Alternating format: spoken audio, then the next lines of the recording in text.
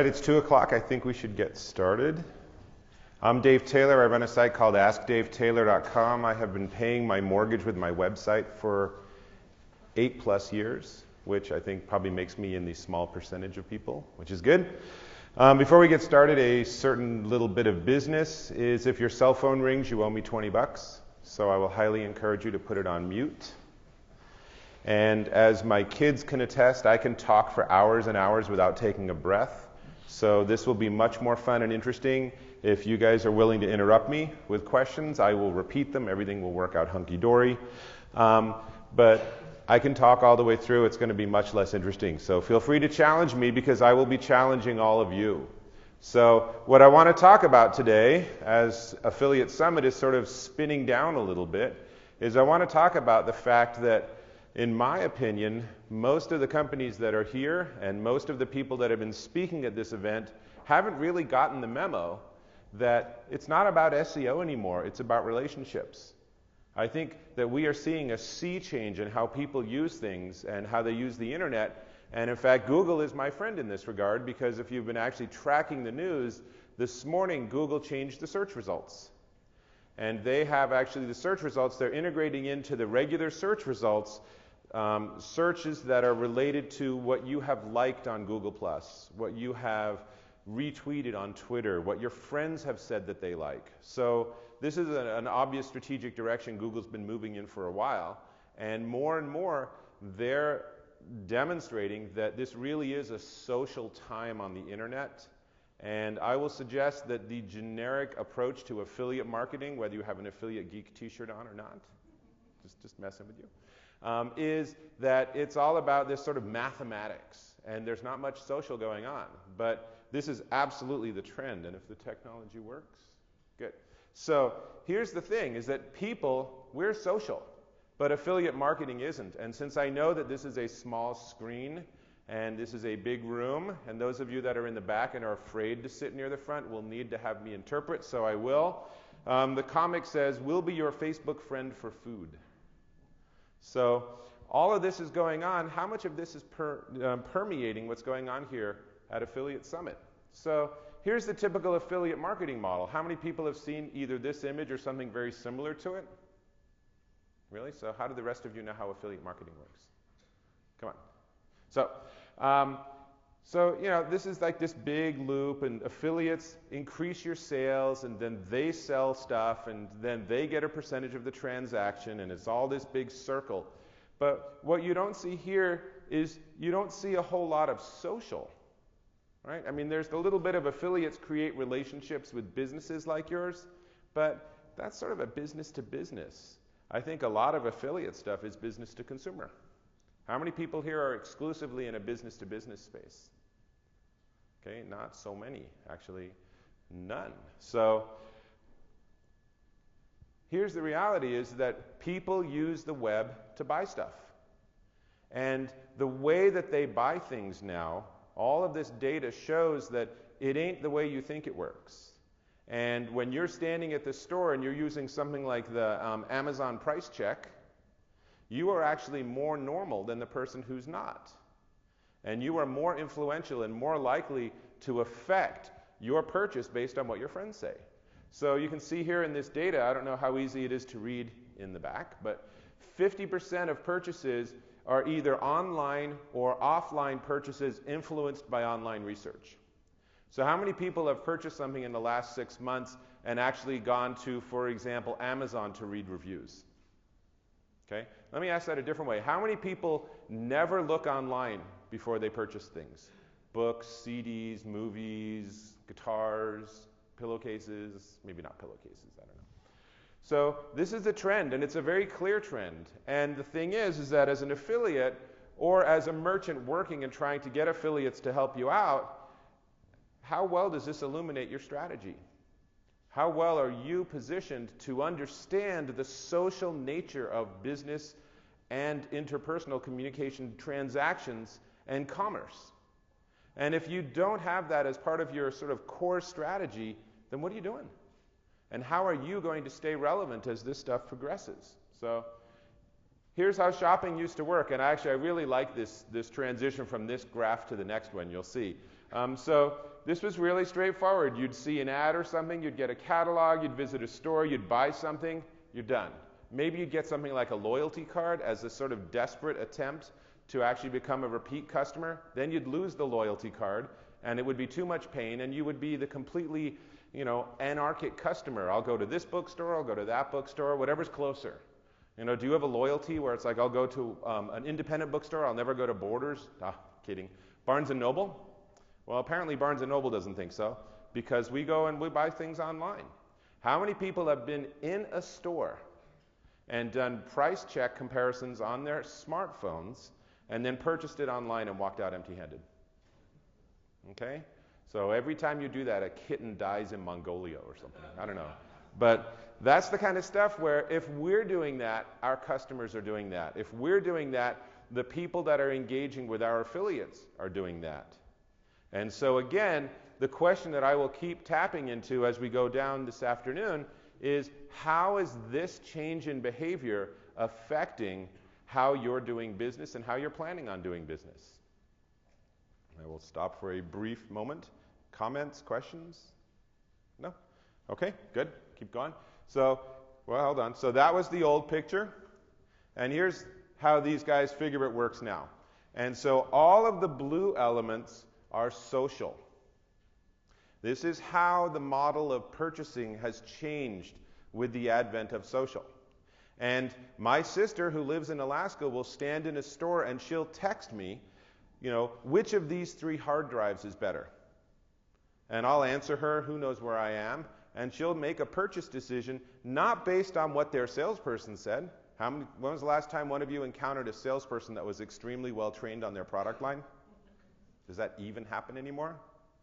So instead, it's all social. So, checks Craigslist for resale, peruse favorite bloggers' posts, watch YouTube videos, shop from friend's lemonade stand. That one I'm not entirely sure what that means. Link from a friend's Facebook post. How many people actually write reviews? How many people will actually post a commentary, even on Facebook or Twitter? Right? So how many of you then read other people's reviews and have that influence you? For example, just saw this movie, it sucked. Or just saw this movie, it was amazing. And then you say, so that's the social media piece of e-commerce. That's how we're all influenced. And it's not only fine, it's how it should always have been from the beginning. That's how we naturally, I believe, make acquisitions. So you look at something like this, and it's just like, how many of these circles are covered by the way you approach affiliate marketing? How many people here are affiliates that run their own websites that are trying to make transactions and then take a little piece of it? Okay? So the rest of you affiliate merchants, so you're on the other end of that equation. So for both of you, I think this is really, really important. And how much of this do you cover when you, for example, have a data feed from the merchant you work with, and then you automatically populate pages on your affiliate site, and you are best high thread count pillowcases.com or something like that? Don't smile, that could be my site. I don't sell pillowcases. I've mentioned it twice though, so it's curious. When you look at those sort of sites and you look at the way that this is all going, again, how much is covering the social nature of how we do transactions? So let's keep going. So here's another interesting slide. When people shop, this particular group has analyzed, and they break down the steps involved in shopping to conversation, connection, in the know, relevance, savings, efficiency, comparison, and validation. And this is an interesting one because, one of the things that we hear all the time is that it's all about price. Right? This is the Amazon mantra, is that we're always lower than everyone else. And then you get someone like Best Buy, and they say, if you can find it cheaper somewhere else, we'll pay the difference. That's a commodity market. You don't want to be in that space because someone else can always underprice you. But most people actually make a lot of purchases without caring how much it costs. An example is cars. I mean, I drive a $50,000 SUV. It's insane. I look at this car and it's just like, they suck $50,000 out of my bank account for this car. But I wanted that brand, I wanted that set of features. I didn't go and negotiate and say, well, but I could get the same thing with a different logo on it for $38,000. Why am I paying $50,000? They would have said, because we're us. And so a lot of the purchases that we make aren't about price. Same thing with houses. If you buy a house, which hopefully we only do a couple of times in our lives, it's a big, scary, intense experience. You don't generally buy a house because of price. The price gives you a range that you can afford, and then you pick the house that has the best set of amenities and location and such. It might be close to your best friend. It might be in a school district that your children want to go to or you want them to go to. So there's a whole lot more involved than just price. And yet when I look at how a lot of affiliate programs work, it seems to be on a very narrow focus. You know, you go to Commission Junction and do a search for something, and there's 300 matches, and there's no way to differentiate between them. That's a really hard market. Ultimately, that's a commodity space. If all of us in this room are selling the same thing at the same price with the same collateral and the same marketing copy and the same images, it's no wonder Google says you guys suck. Right? Does anyone think Google likes affiliates other than people part of the Google affiliate network, which is a whole nother issue? So there's lots to chew on here. And I think one of the ways to get out of it is to try to start looking at the social side of it.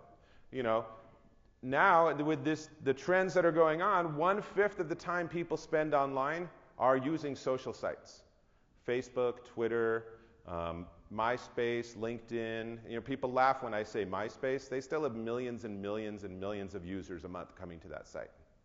And actually at CES, Justin Timberlake, who's a major investor in MySpace, he's here at CES pimping out what they're doing to reinvent the site because they have a huge installed base. So there's a lot of energy and enthusiasm with social media. And it's just going to increase, and people are going to be more and more social. How many of you could stand to listen to my whole talk without a computer in front of you or a smartphone or anything? No one raises their hand. Two. Very bold. So one of the things that we do in Silicon Valley, which is really fun, is everyone, when you come to a lunch or something, everyone puts their phone face down in the middle of the table, and the first person that touches it has to pay the bill. Doesn't matter if it vibrates, if it rings. You know, the only exception is people that I understand what some people do is they have the exception of, well, if your wife's about to have a baby, you can answer the phone. But otherwise, it's like this test of wills. I mean, we're really, really connected. Even Steve is connected, right? See? There. Everyone's connected. And yet, when we get to the affiliate space, it's all of a sudden it's you versus the consumer, or you and the consumer. But there's no one else in that equation. Does anyone understand? I mean, are people getting where I'm going with this? Good. And the numbers, needless to say, are huge. So 800 million monthly active users on Facebook. Zynga, right? How many people play games online? Well, obviously a lot of us do. They have 232 million active users on a monthly basis. Even something like Pinterest, thank you, Jolene. How many people here are on Pinterest? Have heard of Pinterest? Have a clue what it is? That's one of those up-and-coming sites because it lives in the intersection between Facebook and Flickr. So it's a very visual social media site, and people have started to figure out if you put photos on there of your products, for example, it's a whole new way to drive business. And so if I was running an affiliate program, I might actually say, hey, affiliates, you can't put things on Pinterest because we're going to. So one of the companies that's doing really well with this is someone you wouldn't think of. Whole Foods Market does a really good job of how they interact on Pinterest. And they put up photos of food that they've made, and then the entry includes the recipe, and it's brought to you by the people at Whole Foods. Cool, I want to go shop there if I could only afford it. That's another story. So all of this is really busy. And then the cartoon, I told you I'd read them. So on the left, she says, I had an amazing time with you last night. And he says, me too. Just you and me and the stars. So intense, so personal, so private. I blogged about it immediately. So people want to be social. They want to share what's going on. How many people use Foursquare or check in on Facebook? Isn't that weird? It's like, here I am. Aren't I important? I use it all the time, so I can't say much. And then here, I love this image. This will take a while for you to process. I'm happy to make my slides available if you'd like to just email me afterwards. But in 60 seconds, here's all the stuff that happens. So music downloads, Skype video chats, pictures uploaded to Flickr, downloads of Firefox, 1,700 downloads of Firefox a minute. Pretty impressive for a piece of software. Search queries, emails, domains registered, 600 new videos uploaded every single minute. It's a busy, busy place, this internet. And we all want to be connected. And if you look at this, a lot of the stuff people are doing is social activity. So how does that all tie together? So here we are at Affiliate Summit West. And I looked through all the descriptions. And here's what's interesting is there are 36 sessions here, 3 keynotes. This is the only session that mentioned Facebook, Twitter, or Google+. So how many of you have actually been to other sessions and heard them talk about social media? Okay? Not really a focus of what anyone's talking about. And yet, we all sit here and we are using social media to make purchase decisions. Whether it's a new office space for our company, or a new car, or a new house, or something as simple as what kind of pen should I get because I hate that my pens run out of ink. So to me, there's a disconnect between these two.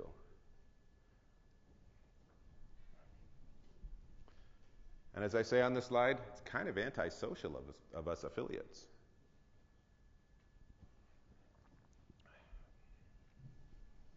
So meanwhile, here's best practices in affiliate marketing. This is something I found online. I was just poking around looking for what people recommend as best practices. And this is really just par for the course. This is the same as it's been for the last 10 years. You know, how do successful affiliate marketers sell their affiliate products so easily? The answer is, to achieve successful affiliate sales, always name, describe, and powerfully emphasize each of the benefits for the buyer or user. La-dee-da. There's nothing social about this. There's nothing about build a trust relationship and then people will listen when you go to sell something. So my translation is nurture a trust relationship. That's how to actually be successful as an affiliate and as an affiliate merchant. If you want to have affiliates sign up, they need to be able to believe in you and your product and trust that you're in it for their best interest too.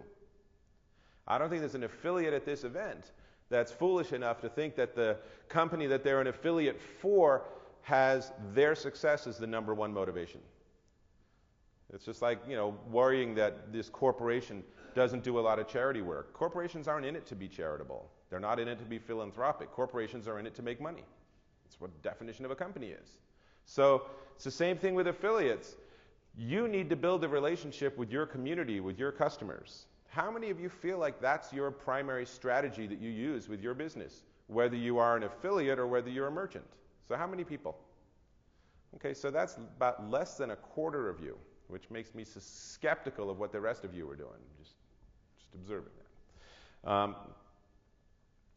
But people really want to stay in touch. And again, this is one of these slides that's a little hard to read in the back. So, primary uses of the internet, you can see in the left-hand column, a major reason that people go online for 67% of people is to stay in touch with friends. That's a huge number. If that's a major motivation for people going online, how are you tying into that?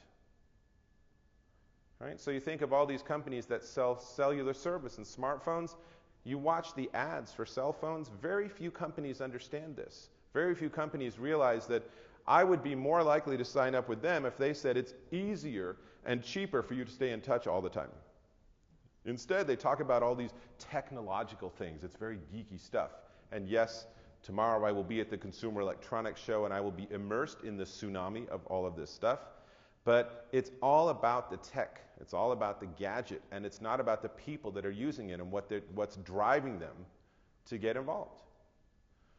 So this is something that I think is really important. If we go from left to right, and the dark blue represents the major reason, and the light blue is minor reason, and the gray is not a reason.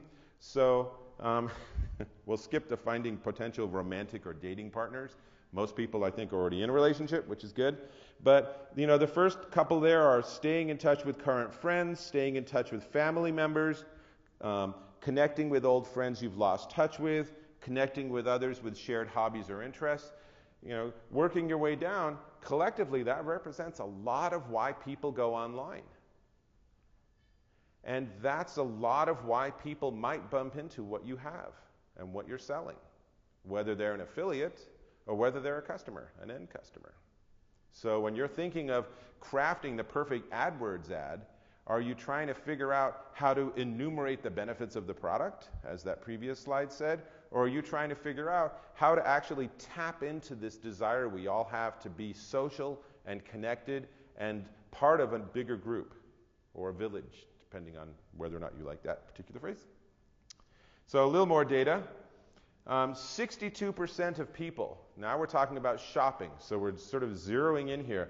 62% of people trust family, friends, or contacts for brand and product recommendations.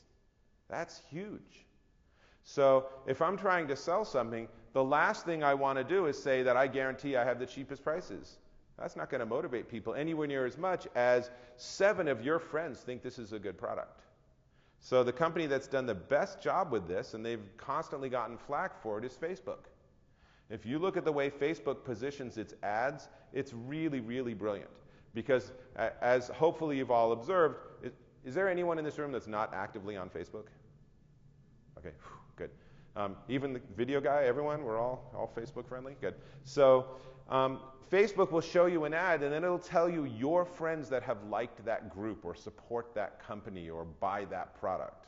Right? I hope you've noticed that they do that, because that's social proof. That's really smart. That's Facebook saying, we have an extraordinary amount of data about you and all of the people around you. And we know that you care what they do. And that you care what they like and what they dislike and what they recommend and what they suggest you don't do. So they can tap into that. So now I have something like 1,600 friends on Facebook. So I'll see an ad and it'll say 3 people liked this group or liked this company. And it's like, well, what about the other 1,597? Who knows? Maybe everyone else hates it. They're not going to show me that, which again shows how smart they are. Because they show me a couple of people and I catch on and I pay attention. And so there's a local organization in Boulder, Colorado, where I live, and there's always someone that I like who's saying, oh, they like this. Cool. That's tapping into the social media side of commerce and transactions. And as an affiliate or as an affiliate merchant, you can absolutely do that. When you go onto somewhere like Commission Junction and look at their affiliate reviews of merchants, that's huge data that they don't make very easily accessible. By contrast, I think that the absolute gold in the chest of Amazon, the most valuable asset they have, is this extraordinary database of customer reviews. I love that stuff. I will go and look up reviews for things I'm never going to buy just because it's fun to read what people say about it. Right? Am I the only one? Is anyone else willing to admit that they just read reviews? Okay, good. Thank you. Thanks for working with me. Again, here's this slide. And not only can you not read it, I actually can't read it on my screen either, so we'll move to the next one. I couldn't get a better version of this graph. Move closer to my screen. I would merge. I will become one like the Borg. And you don't want to watch me do that on stage. That would not be pretty. So,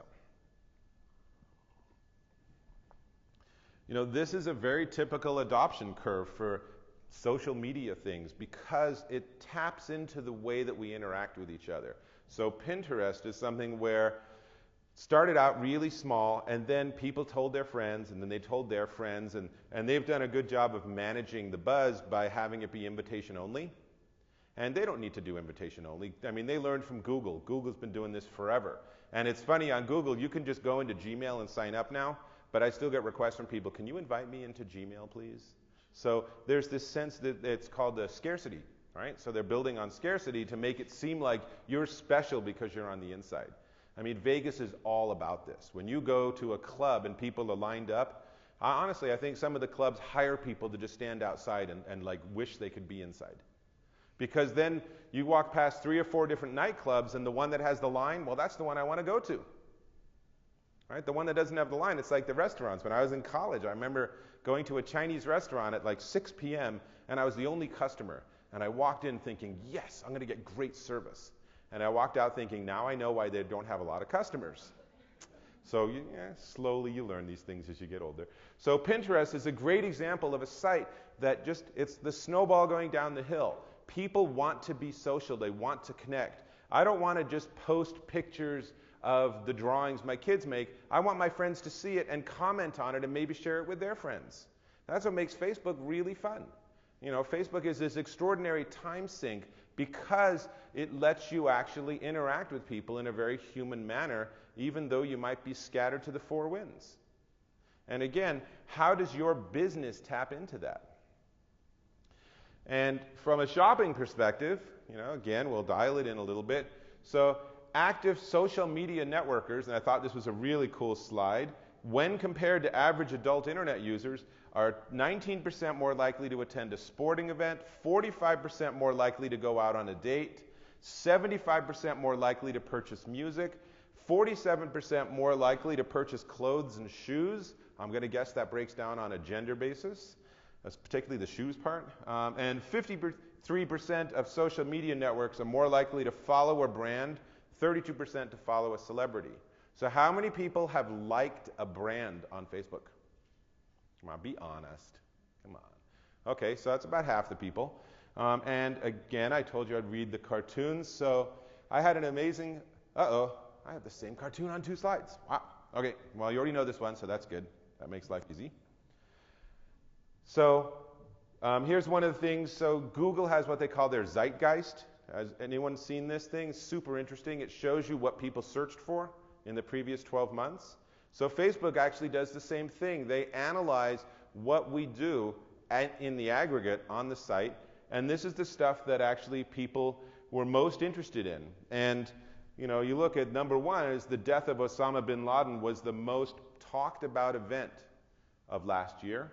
And then the number 2 one was the Packers winning the Super Bowl. Says a lot about our priorities, I guess. And Charlie Sheen, a little bump there, not so much. That's probably appropriate. Death of Steve Jobs. So death of Steve Jobs is more important than Charlie Sheen. I think that's good.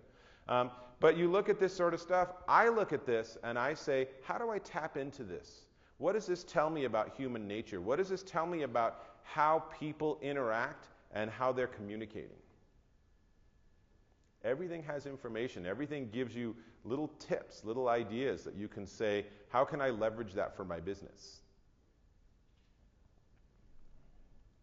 And everyone has reach. So I thought I'd share with you some of my stats. They're not particularly big, but the top left is Facebook, and then going clockwise, it's Twitter, Google+, LinkedIn, and in the middle is Pinterest. Just started on Pinterest.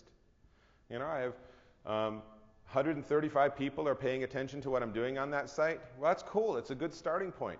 So, for example, on my site, I write about tech and gadgets, and I write Q&As, and I do product reviews. If I review a product, I will put a photo of the product on Pinterest, and I will leave a link back to my product review. So now, that gives you the ability to bridge, how do I take social media and tie it into affiliate marketing? So maybe I do a review of a product that I am have an affiliate relationship with. Of course, I disclose it. It's not just the law, it's just ethical. But then I might actually say, how do I drive as much traffic as I can in a social media world to my page that has affiliate links so I can make a buck on this thing? And so you can do it in ways as simple as plugging them in on Pinterest. And the key with all of this is it's all about trust. And so the irony is that when I came up here, someone from a previous session had been taking notes on their pad. And what does it say on the bottom? Is honest communication. So I don't know what session was, but at least he had a good note on it. And that's how you make all this stuff work. It doesn't need big numbers. And what's really interesting is when you go to Google+, how many people are actively on Google+? Active? Okay. Well, see now, Google+ is interesting. Depending on what space you're in, I find Google+ to have much higher engagement than Facebook. So, if you're chatting about shoes, maybe people don't care. But if it's more tech-oriented, Google+ is a much more active community. So what space are you in? You? Women's health. I think you could spin that and have a lot of interaction on Google+ because it's less busy. So it's easier for you to stand out and have visibility. The thing about Facebook is that, Facebook is this never-ending, super fast scroll. It's just like Twitter. Twitter's well and good for the 45 seconds people see what you've said, and then it's gone. And I don't know about you, but I think the average person does not then go back and scroll the last 3 hours worth of tweets to see what they missed. I mean, the very thought is just like, you so need a life. I don't mean to insult anyone if that's your strategy. And so on Google Plus, they actually show you with what they call ripples. They'll show you when you get something reposted or reshared or +1'd or something, they actually will give you the graph. So here's Louis Gray, who's part of the Google team, and he posted something, and people shared it and republished it, and then you can see on the bottom right, Mahi Foliaki reshared it, and then hers was then shared again by Deb Evans. So what I think is really interesting about this is that Mark Zuckerberg has spent a lot of time talking about the social graph, which is the concept that is underlying the entire world of Facebook, and yet it took Google to come out and actually show us what it looks like. But this is a graphic representation of how someone like Lewis can write about a product or promote something and have it actually gain way more visibility than just from his own little world of followers. So when you look at something like Facebook and say, well, there's no benefit for me as an affiliate marketer to go onto a social network because I only have 114 people follow me. But they have people that follow them, and so on and so forth. And this is what happens, is that Lewis has some amount X of people, but his reach has gotten considerably further. And that's what I think, I really love. If we go back to LinkedIn on the lower left, it shows you your overall circle 3 levels wide, which I think is tremendous because I'd love to see that on all the sites. So on LinkedIn, I have 1,437 connections, which then link to people and then link to people further. That gives me access to 14.6 million people. So if I post something and some tiny subset of people repost it, and then some tiny subset of them repost a second time, I could have visibility as high as 14 million people, even though I only have 1,400 people following me or connecting to me on LinkedIn. And that statistic repeats again. On Google Plus, I'm in 17,000 people's circles. And if some of them share or republish something or link to it from their blog or something, I could have a huge amount of influence. So I hope that what I'm doing here is I'm making you start to think, why am I not tapping into this resource more? And the fact is that word of mouth really, really works. And this is a very dense slide, so I'll just highlight it, is that 12 times more frequently people will trust consumer reviews than information from vendors. So if you're a merchant, how do you tap into that? Well, what you do is you let your affiliates tell other affiliates about your program. You don't tell them. Because if you tell them, then they're not going to trust you. 70%, I love this one, 90% of consumers trust recommendations from people they know. 70% trust opinions of unknown users. This is the Amazon thing, right? I go onto Amazon and I read reviews from people. I don't know who they are. But if I read a review and it's something that taps a chord or it resonates, then I'm like, oh, okay, well, it sounds like you liked it, so I'll go for it. How many of you do this? You read reviews and you don't know who the person is, but you believe it anyway? Right? So that works as long as we all are honest and straightforward with each other. One of the things that Amazon never publicized is that they had a problem early on where authors would write bad reviews of books that competed with their books. And it was a really big problem. And in the book writing world, there was much uproar about it. And that was one of the main reasons Amazon changed its policy. And now you can't review something unless you actually purchased it through Amazon. So that was their way of saying, we've got to tamp this down somehow, because if we pollute these reviews, then we'll never get it back. But as long as we can trust this stuff, we really, really do. And so how do you help your customers? How are you tapping into that to help your customers feel comfortable in the transaction you're asking them to accomplish? Word of mouth is the #1 influence in electronics purchases. So if you're selling any sort of electronics, whether it's cameras or laptops or smartphones or peripherals, How are you tapping into this? And how are you getting word of mouth out there? Do you get testimonials from customers and actually do something with them? It's just like I always love you buy a consumer electronics product, you take it out of the box, and there's that little card you can fill in to register it. And I'm sure somewhere there's like this massive salt mine full of these cards that no one's ever looked at. Because has anyone ever gotten anything back from a company after you sent one of these in? No. I don't think they process them, in which case it's a huge waste of time. But I think they still do it because they think that you're going to be more comfortable with the product because you're establishing a relationship with them. So I'm very jaded about that stuff. And here's another thing, is that people like to talk about their favorite brands. Again, this is a small slide, but this is Facebook brands, number of fans, and the amount of people that are talking about that particular brand on Facebook. So you look at something like Red Bull, they have 24 million fans, and they have a huge number of people mentioning Red Bull.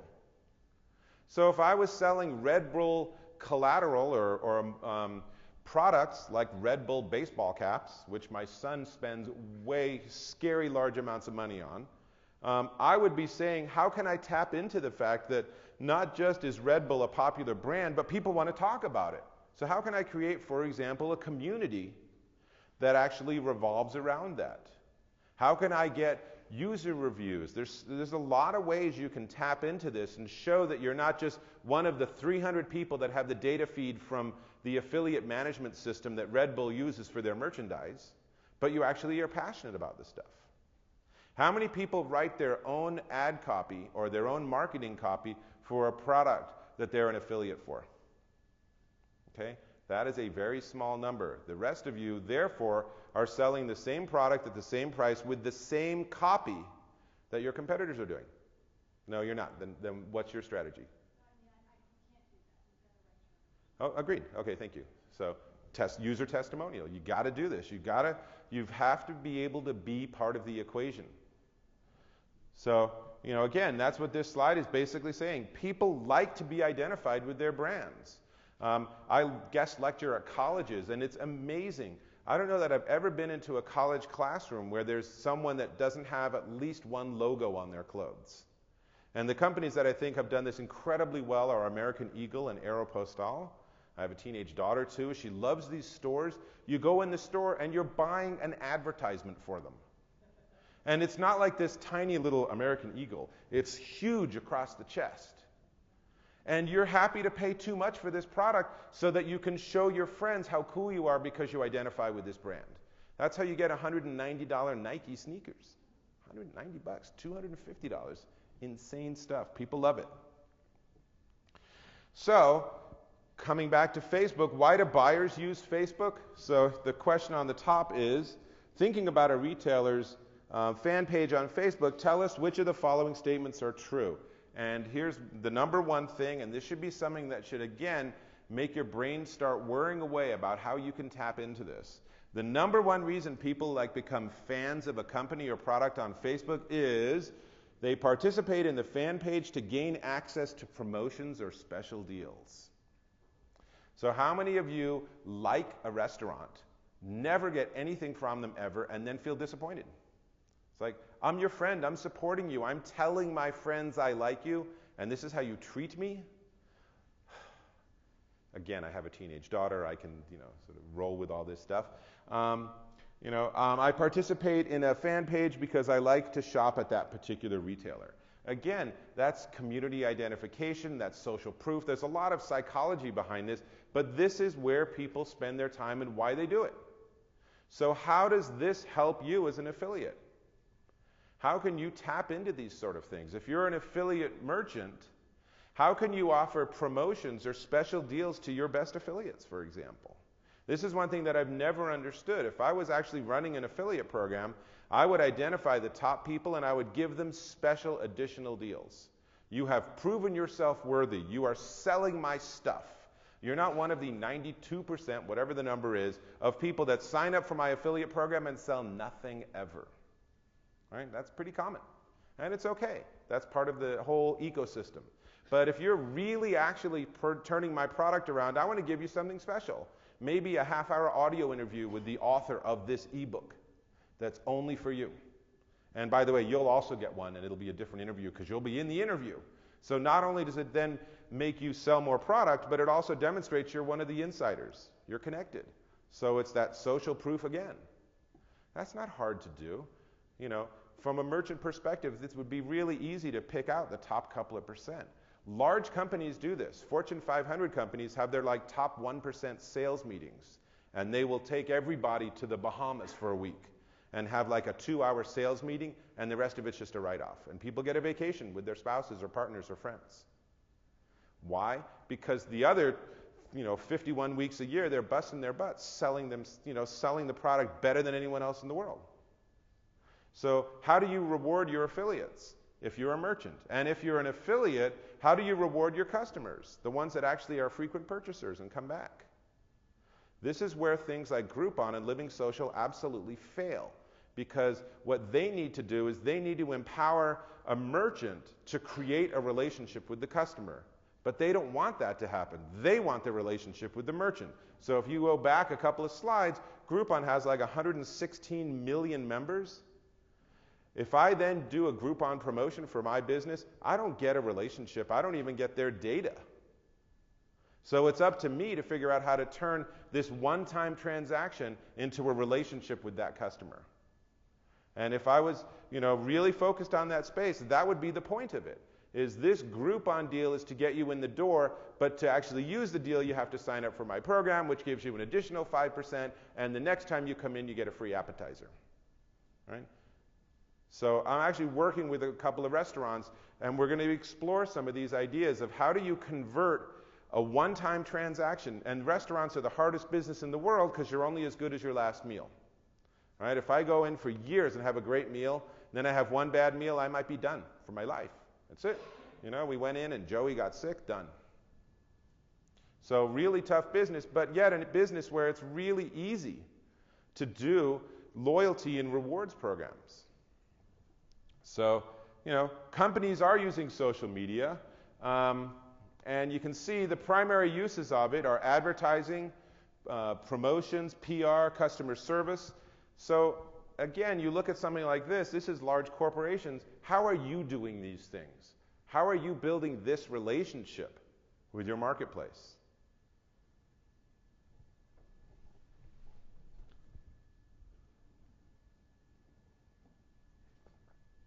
And one of the other things that top brands do is they engage. So I think this is a really interesting slide, part of which is because it's actually Google Plus related, which is really great to start seeing some data about how businesses using Google Plus. But this is how much these brands actually post their own content.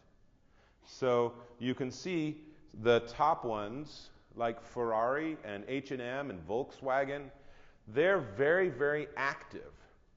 And I think that that's really important to recognize because success in social media comes from actually ongoing engagement. Right? How many people do you have where you're friends with them on Facebook but they never post anything so you forget they exist? Right? When you live in a world where you get sucked into this sort of social media vortex, the people that aren't active sort of fall off your neural radar screen. And it's like, oh yeah, Joe, I wonder how his surgery went. I haven't heard from him in months.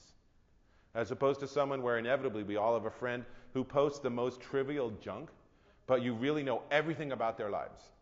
Now, I will admit that I meet friends and they're like, oh, how'd your foot turn out yesterday? Or, I loved your son's drawing. So I'm guilty of posting trivia too. So part of the nature of things. And so here's the thing. So this is the future. Okay? The future is not laptops, it's tablets. The future isn't even tablets, it's mobile. The future isn't going to involve physical devices at all. We'll just start to have augmentation systems. CES is showing things like, and I thought this was just incredibly funny, a company where they have a peripheral that will warn you when you're drifting out of lane because they figure you're busy texting. And they're positioning this as so it's safe for you to use your mobile device in the car. And it's just like, oh my God, this is such a bad idea. But this is where things are going. Cars are getting smarter to compensate for the fact that we're becoming more distracted. And there's certainly the downside to this. But you look at the adoption of mobile and smart devices, it's pretty huge. How many people in this room do not have a smartphone? Okay, the few, the proud, booyah! So we'll ask again in 12 months. The fact is that we are surrounding ourselves consciously and deliberately with this technology. And there are tens, if not hundreds of millions of these devices out there, and not just in, if you will, the first world. It's, you can go into a very poor neighborhood and people have really fancy electronics. This isn't something that breaks down by socioeconomic. People just like this stuff. And I think that it becomes hugely important to recognize this influence too. So there's social media in terms of I log into Facebook, but there's also social media in terms of things like Foursquare. So people really already are highly engaged on their smart devices when they're shopping. Thank you. So you can see here, and again, these slides are crazy small. I actually anticipated a bigger screen. So, 62% of people will send a picture to someone to get their opinion of a product they're about to purchase in a store. So how many people have done something like that? What do you think of this blouse? Right? So that's a third of the people in this room. So that's a pretty high percentage. Again, you look at these trends, and are you applying what this is telling you about where the industry is going to your specific business, to how you interact with both your merchants upstream, if you will, my apologies for the term, and for your customers that are actually doing the, thank you very much, transactions and generating the revenue in the first place. So again, you look at group coupons, the blue is Groupon, the red is Living Social. That's a pretty amazing adoption curve. That's steeper than Pinterest. And when I put up the Pinterest slide, you probably thought, man, that's a nice little hockey stick. But people love this stuff. Is it a good deal for the merchant? They don't care.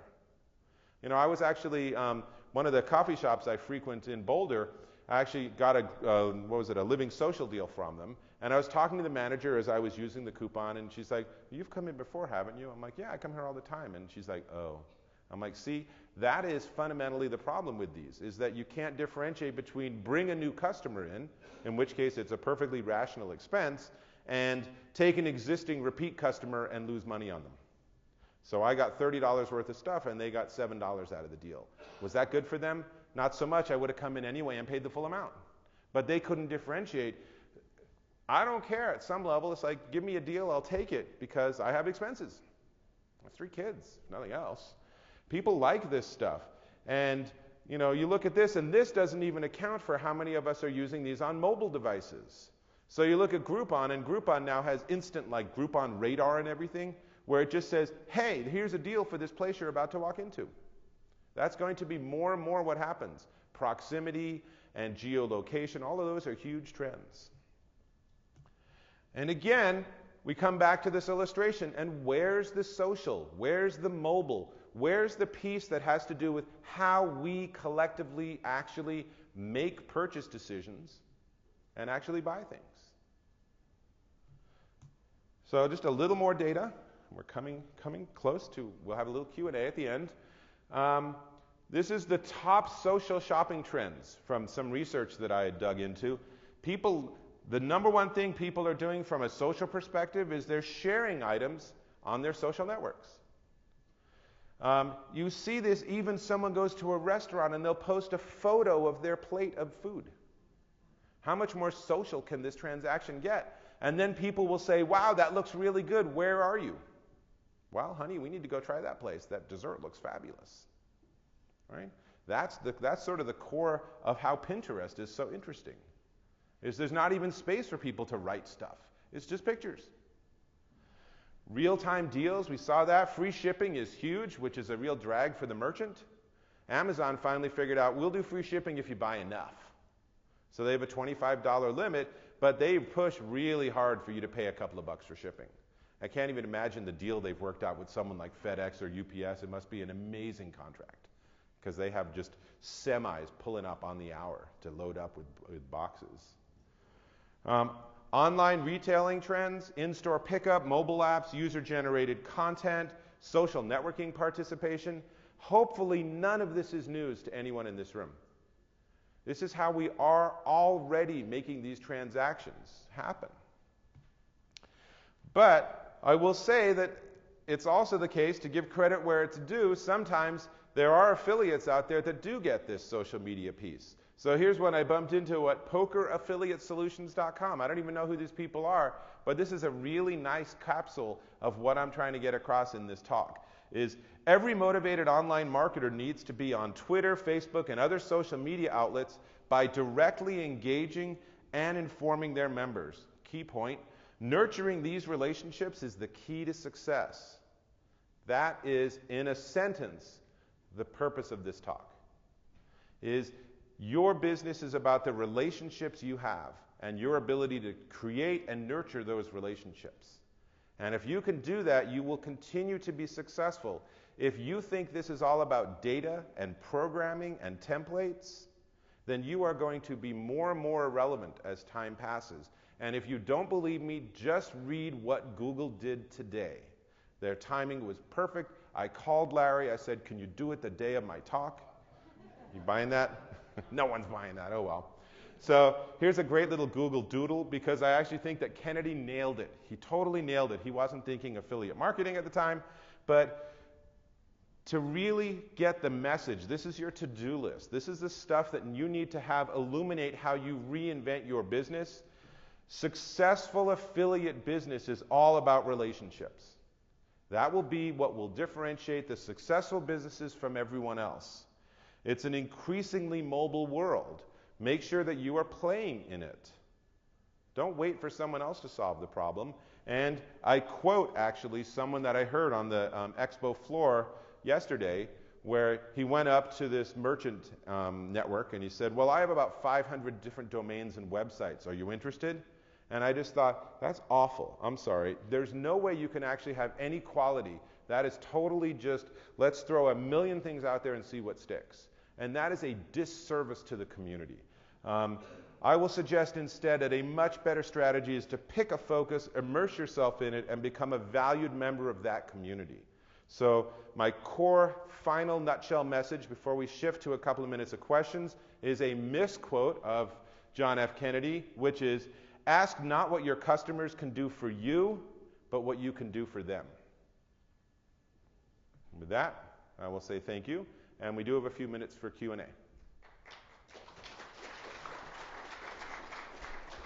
I think we have 7 minutes, actually. So questions, you don't have to get up. There's no microphone. Just ask a question. I'll repeat it, and then I'll take a shot at it. Yes? So what do you think made all this buzz about social media? Like 2 years ago, there was nothing there. So you think like Facebook did it? So what made social media suddenly so much more popular? Was it Facebook? I think Facebook was a huge contributor. I think MySpace was a big piece. But I think really what has made social media more and more popular to me is the early adopters, the young people, the what do they call it, the digital natives. You know, I look at my daughter, she's 15, and she could, if I didn't actually do anything about it, she could literally just like stay up on Red Bull and 24/7 just be on Facebook. I mean, this is how kids interact. They're very, very comfortable with this. They're very comfortable sharing music off of iTunes. You know, there's a whole world of people where this is their proven and most comfortable method of interaction. And then we're sort of picking it up, us old people, and we're saying, oh, there's some neat pieces to this. You know, Facebook, again, was just for college kids, and it was years after I went out of college. So then one day they finally opened it up to companies, and I wasn't part of any of those companies. Then they finally opened it up to the public, and I said, oh, this is cool. You know, but Facebook itself is actually an awful site. It drives people crazy because they're constantly screwing around with privacy, with the user interfaces, things come and go, it's not well documented, their online help system's out of date. I mean, it's really just this sort of whacked system. But what makes it super compelling is the people I can connect with. Now, I will tell you that my relationship with my sister has improved significantly because of social media than it was when it was like, well, I'll pick up the phone and catch up with you. We just never did it. We live in different states. It just never happened. You know, that's the Christmas letter syndrome. But when it's Facebook, you can keep up on smaller things, and it's very compelling. It's, you know, and it's also bite-sized. So if I want to take the night off, I don't have to go on, and I don't have to post an update.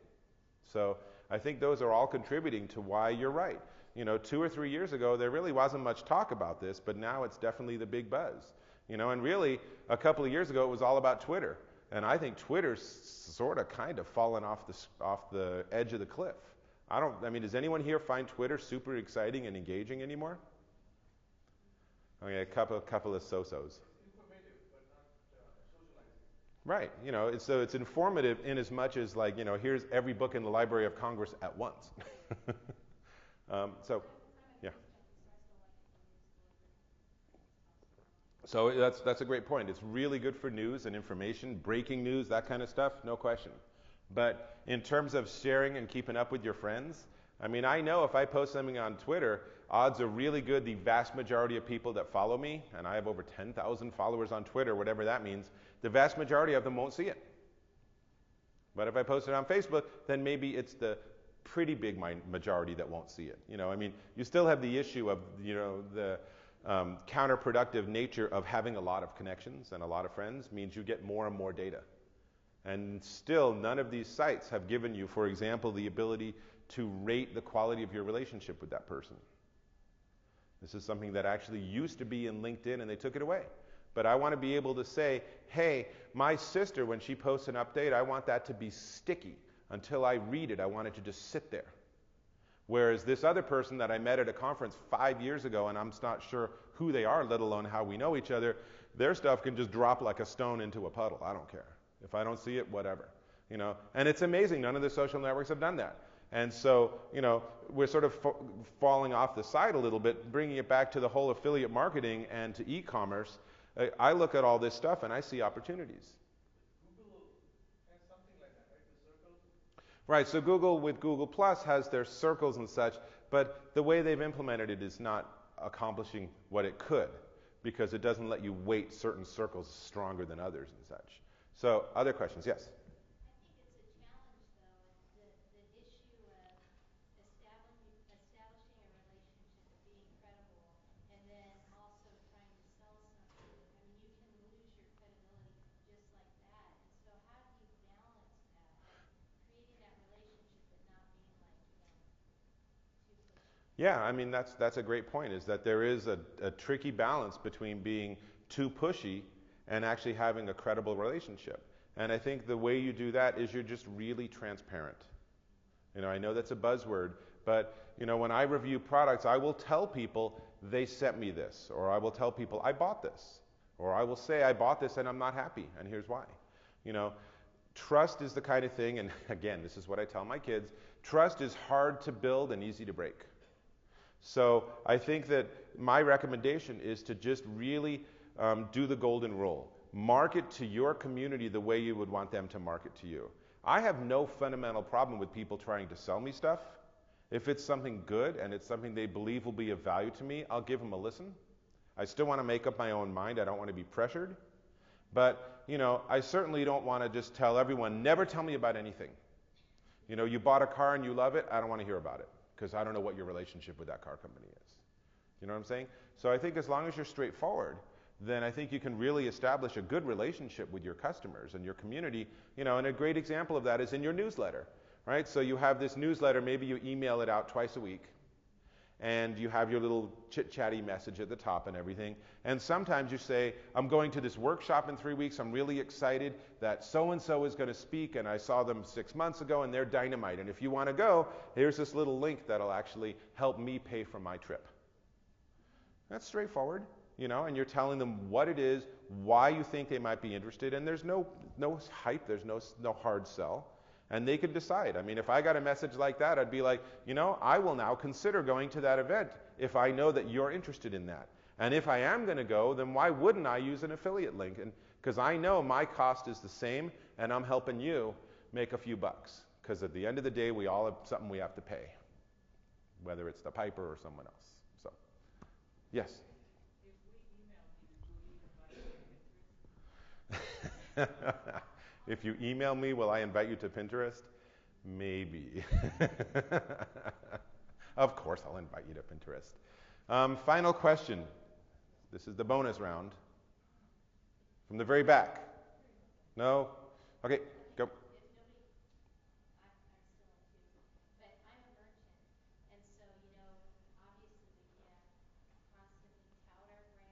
Why not? Well, we are an awesome company. Honestly, we blow our competition away. So our customers know that, and I'm not being biased. It's just true. But anyhow. So it's the kumbaya moment. I live in Boulder. I get it. Okay. But I think the idea of really recruiting affiliates who are cheerleaders for us um, can go, in terms of the whole credibility. There's only so far you can go. Right. So your concern, it sounds like, is as a merchant, how do you not just like hype this thing to death? And I will turn the whole thing around and ask you, how are you doing? What are you putting into place? What have you created to help your active affiliates be successful?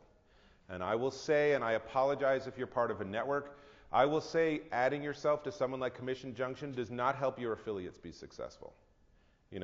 Share a sale, all of those, they're really interesting, but they don't really help affiliates be successful. You know what I'm saying? So if you have a relationship with your affiliates, then the question is really how do you nurture that to help them be as successful as possible? You love your product, you love your company, that's great. How do you get them to be evangelists as opposed to just merchants or as opposed to just affiliates? And on that note, thank you all very much for your time.